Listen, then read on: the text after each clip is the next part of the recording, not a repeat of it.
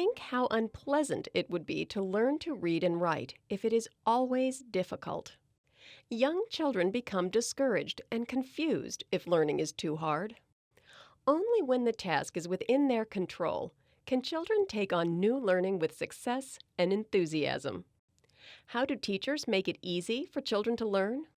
They start with what children already know and build on those strengths. I want to be a careful observer of what the child knows. I mean, it's my job as their teacher to know what they know.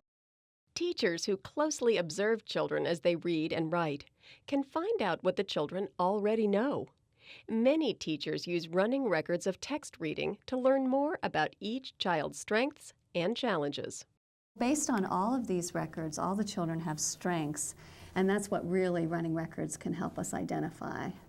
And I think that looking at these running records and continuing to take them will help you identify strengths, but also work with some of those unique differences and challenges. Children use several sources of knowledge when they read and write. They use their prior knowledge and experiences to construct meaning, their own personal knowledge of oral language structures, and their knowledge of the printed code. Children will differ in their use of these knowledge sources, and individuals will change over time. A teacher who knows a child's current strengths in these areas will be able to use those strengths to make literacy learning easier. Let's first consider ways in which teachers can use children's prior knowledge to make it easier for them to learn, as demonstrated in this teacher's introduction to another book about Gilbert the pig. So I want you to think about what you already know about Gilbert. He's fat, he's on a special diet, he's pretty greedy, and he gets in trouble, right, Nikayla?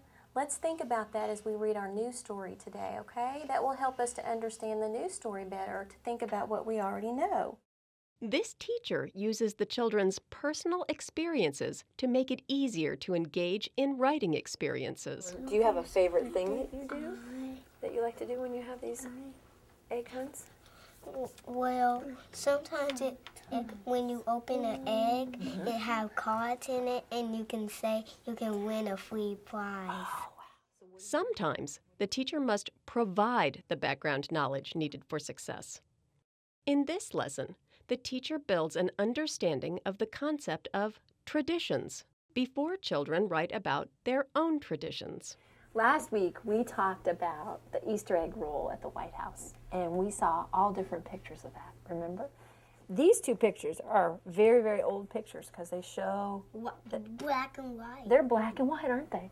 Because they've been having that Easter egg roll over 100 years. Every year they have one.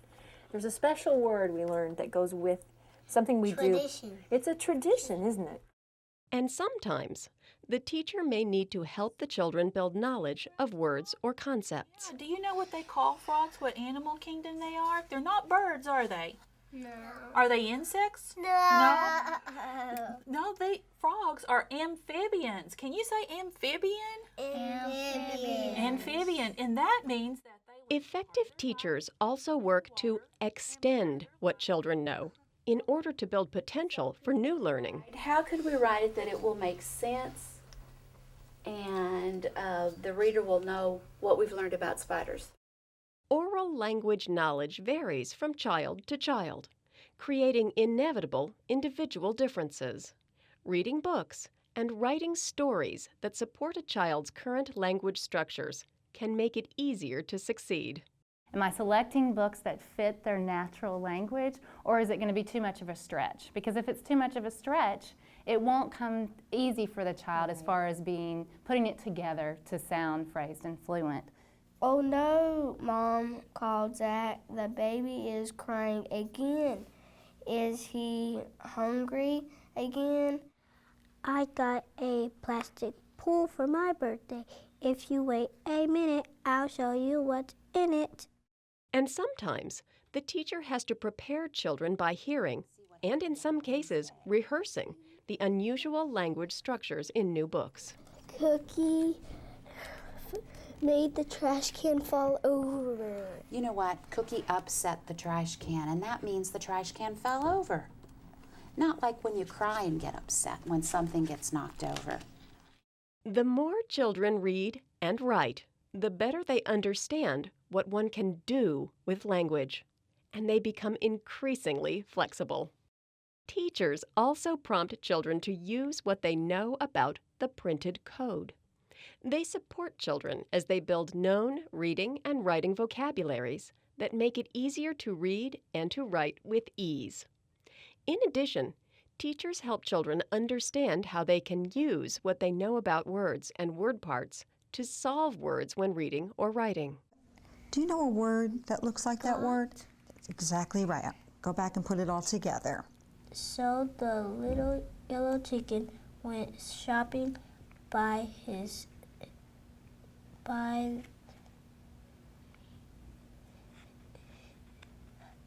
What part do you know? himself. Being in control is important at every point in a child's learning. Teachers who know what a child controls can call for the child to initiate and carry out actions on his own, building independent learning from the very beginning. Effective teachers provide a delicate balance of ease and challenge so that the learner will continue to learn, experience success, and enjoy the process. They accept and acknowledge a child's attempts and approximations that are almost right. The teacher sets up fail-safe situations in which each child can initiate successful activity, working out some possibilities, discovering things for himself, extending his processing skills, and enjoying the challenge that is within reach.